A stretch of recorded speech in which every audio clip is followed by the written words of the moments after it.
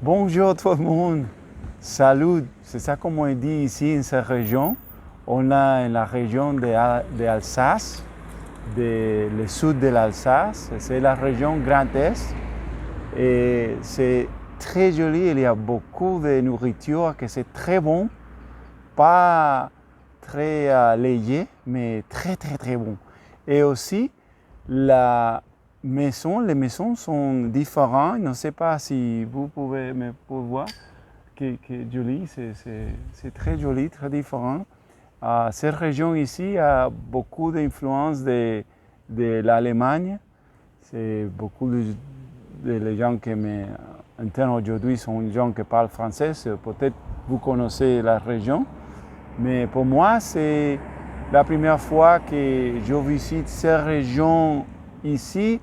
Il y a longtemps que j'ai visité la Strasbourg, que c'était plus nord d'ici. Mais c'était seulement pour un jour. Ce n'était pas en réalité une très longue visite. Maintenant, je commence à comprendre mieux la région. Et après ici, on va continuer à visiter toute la région d'Alsace. C'est très original et les gens parlent ici aussi différent de la région du sud-ouest. Aujourd'hui, on va lire chapitre 26 de Petit Prince. J'espère que tout le monde va bien et je vais commencer maintenant. Okay? Chapitre 26.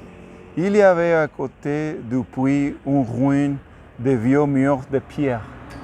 Lorsque je revins de mon travail, le lendemain à soir, j'ai aperçu de loin mon petit prince assis là-haut, les jambes pendantes, et je l'entendis qu'il parlait.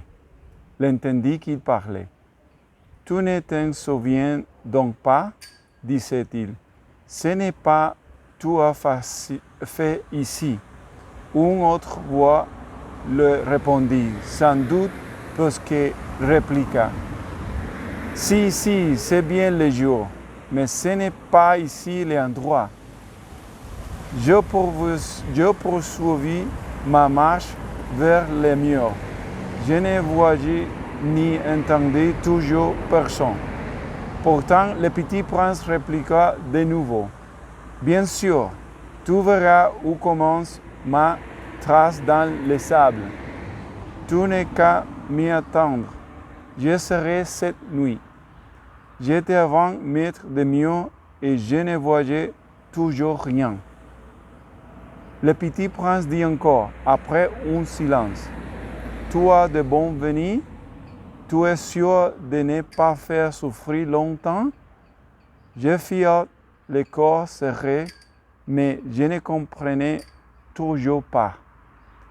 Maintenant, va-t-il, je vous recevrai.